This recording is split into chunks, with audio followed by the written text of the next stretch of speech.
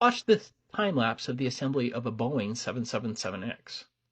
As you'd expect, there's a time lapse showing the amount of work that goes into assembling a complex aircraft.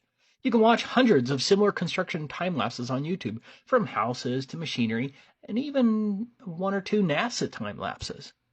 But one thing you won't find is a time lapse construction of the International Space Station. This video is all NASA offers as a time lapse of the construction of the ISS. The ISS is supposed to be the most amazing engineering and technical marvel ever built, and NASA never thought about thoroughly videotaping the entire construction process, aside from a few silly clips. But here's the real kicker.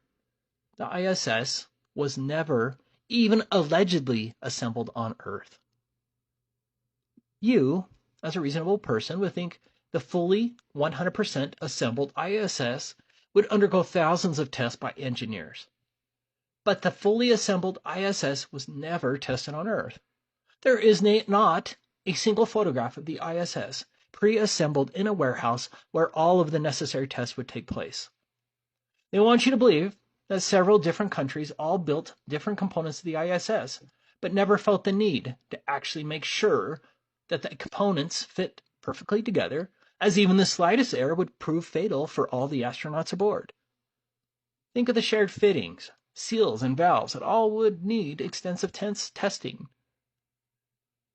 In one publication, NASA noted, quote, verification of structural safety is assured through stress analysis, loads testing, and non-destructive evaluation of susceptible structures.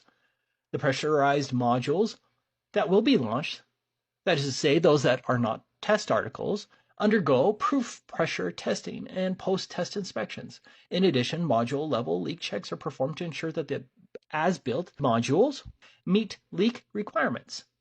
Sealing mechanisms are qualification tested, and every seal is acceptance tested. So, each of the modules of the ISS supposedly underwent these necessary pressure testings. But NASA didn't consider it necessary to undergo any tests of the entire ISS fully assembled, especially since the most likely place for a leak or failure would be between modules.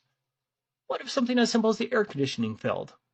All the astronauts would be dead, and yet no one tested the air conditioning with respect to the entire ISS? That's only one factor. Seeing a light in the sky at night that could be from a dressed-up fancy airplane or drone does not prove that there's a spaceship housing 6 people for nearly 20 years up in Earth orbit. It's nonsense.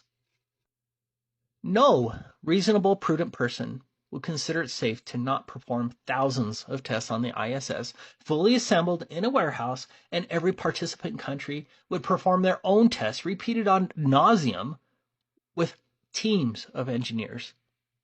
And what if one of the seals failed? That was never tested, and the astronauts all died.